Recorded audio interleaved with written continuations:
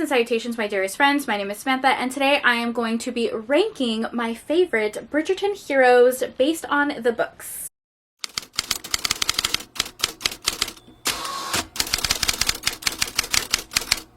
Hello, how are you? Welcome back to my channel. Are we all enjoying this Bridgerton era right now? Because I sure am. I rewatched season 1 and season 2. I just finished the first 4 episodes of season 3, and I'm having a time. Okay, I adore historical romances. They make me incredibly happy. I love the tropes, I love the setting, I love the step backs, I love it all. When Bridgerton first came out, I really hoped that it was gonna give like historical romance like a resurgence and it was gonna be more popular, and that didn't really happen. Marketing wise, Bridgerton was definitely getting marketed, but like other historical romances weren't, which is kind of weird.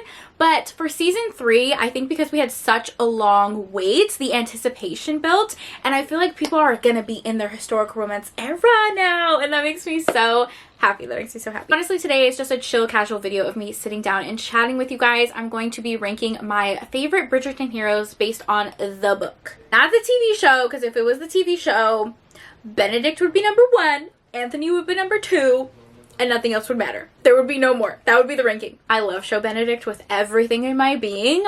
Perfect casting. I adore him. I did the same concept as a graphic on Instagram, and I had so much fun like ranking them and chatting with you guys about your rankings, so I thought I would make a video on it. Let me know in the comments down below your rankings. We're gonna do like the 8 Bridgerton heroes. Since this is based on the book, I'm not going to mention any side characters that are in the show or even side characters that are in the books. We're just gonna do the main heroes in the 8 Bridgerton books. Completely over explain that. You guys get the vibe. And my ranking of my favorite heroes is not necessarily the same ranking as my favorite books. I'm not going to go over the plot of each individual book simply because I don't want to, but I also don't want to do any spoilers for those of you who haven't read the series and are watching the show, or you haven't finished the series for whatever reason. Leave your rankings down below and let's get started. Okay, number 1, Anthony.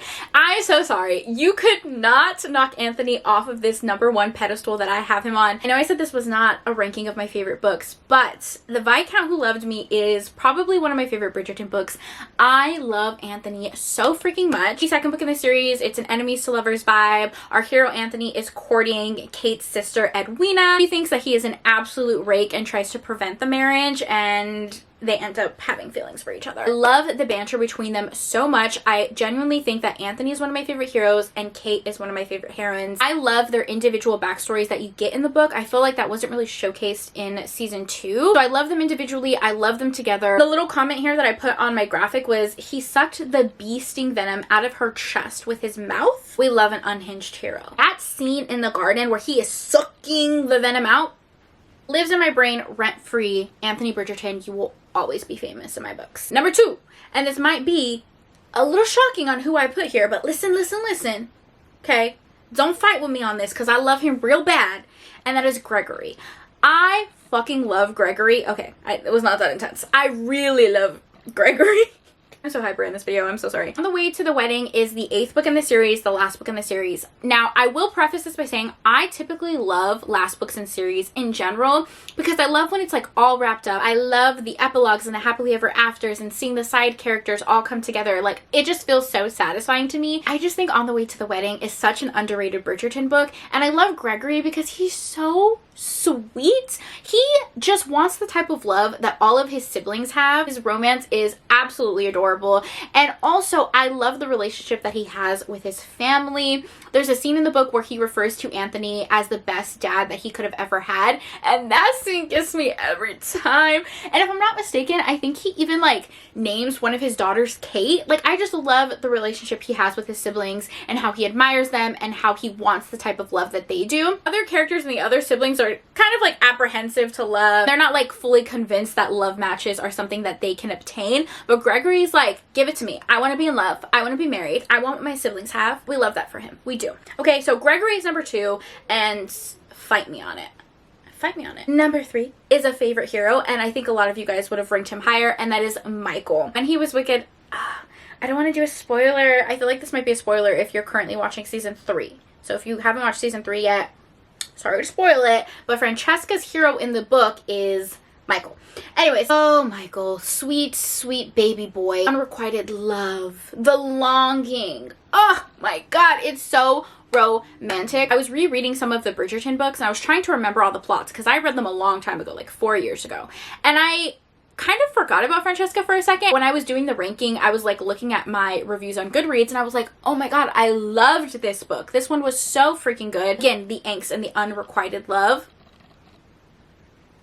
Stop. It's so emotional. It's so beautiful. In my graphics, I put the quote where he says, "It's because I love you. Damn me to hell because I've always loved you." Michael. Michael. Michael.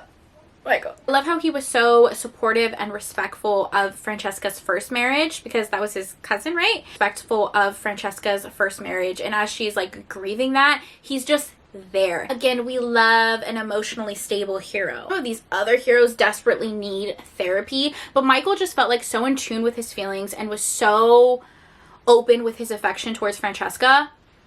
I love. Amazing. Number 4. My man's. Benedict is number 4. An Offer for the Gentleman. I love a good Cinderella retelling.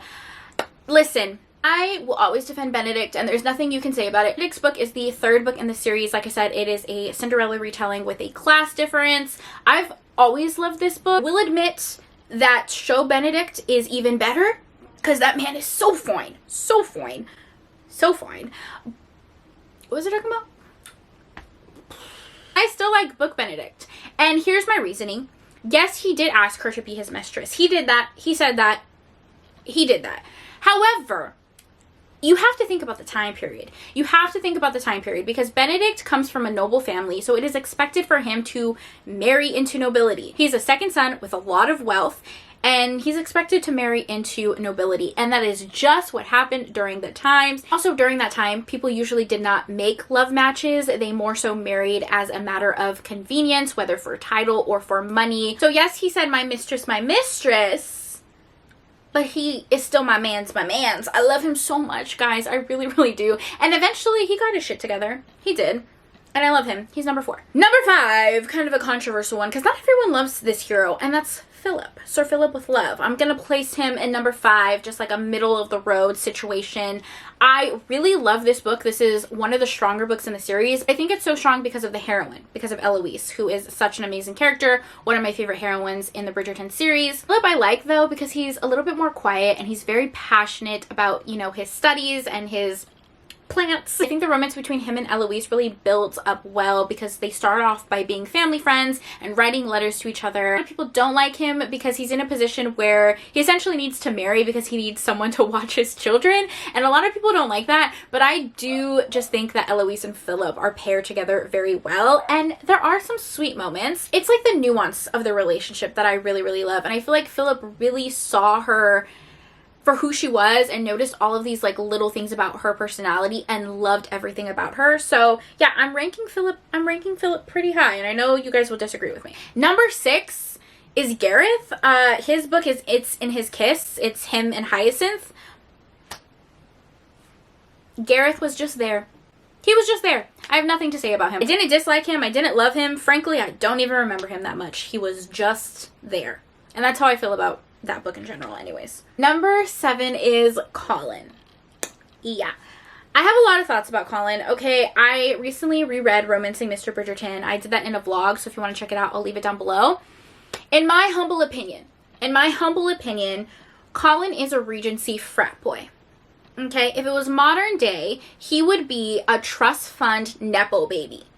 That is Colin, and you cannot convince me otherwise. For the majority of the book, he is incredibly insecure, comparing himself to his older brothers. His insecurities definitely affect the way that he treats the people around him and Penelope herself. In the book, the fact that he notices Penelope when she's a little bit thinner and she's dressing in more revealing gowns and more flattering colors is just ridiculous. Like, she was right in front of him the whole damn time. And like, he went and he sowed his wild oats and he was off gallivanting in Greece and got a little cocky, and he comes back as a freaking frat boy. I'm sorry, he's a frat boy. And the fact that he complains about being a 3rd son, I've said this so many times, but throughout the entire book he is described as so charming. He's so charming. Is he charming? What does he do that makes him charming? Is he charming, or is his last name just Bridgerton? Think about that. The fact that he complains that everyone thinks he's so charming and oh my god, he has so much money but he doesn't know what to do with it. He doesn't know his purpose because he's so charming and everyone just, you know, thinks he's a pretty face. a tough life you live, Colin. What a tough life you live. He's a whiny Nepo baby, and Penelope deserved better. That's all I have to say. I'm talking about book Colin, not show Colin, because I do like show Colin, even though there were some scenes where he gave me the ick. Now we are number 8. The last hero at the bottom of the totem pole is Simon. Yeah, I don't like Simon. The thing is, I don't like the first book, okay? I am the biggest Daphne hater you will ever find. She's so toxic. She is so freaking toxic, and I don't really love their romance. But the thing with Simon is I am convinced that Simon does not need a wife and children. He needs therapy. He needs actual therapy. He went through a very traumatic thing in his childhood with his father, and I don't feel like the book ever addresses that. Daphne gets pregnant, and suddenly it heals all of his trauma. No, that's not how life works. He doesn't need to be a husband. He needs to be in therapy. Thank you for coming to my TED Talk. Anyways, those are my rankings of my favorite Bridgerton heroes. If you disagree with me, let me know in the comments down below. I would love to chat with you. I'm so interested to know, who is your favorite Bridgerton hero? I feel like a lot of you guys are going to say Michael and Anthony, maybe? Let me know. Let me know who your favorite Bridgerton heroes are. If you have stayed this long and you enjoyed the video, what emoji should we use? Let's do the bee emoji, right? Because like bees are a thing in the Bridgerton series. So leave a bunch of bees in the comments down below if you stayed this long, so I know that we're bookish besties. If you would like me to do this ranking of my favorite Bridgerton heroines, I would love to do that. As always, thank you for taking time out of your day to spend time with me. It means the world to me. I hope you guys are all staying happy and healthy, and I will see you in the next video. Bye!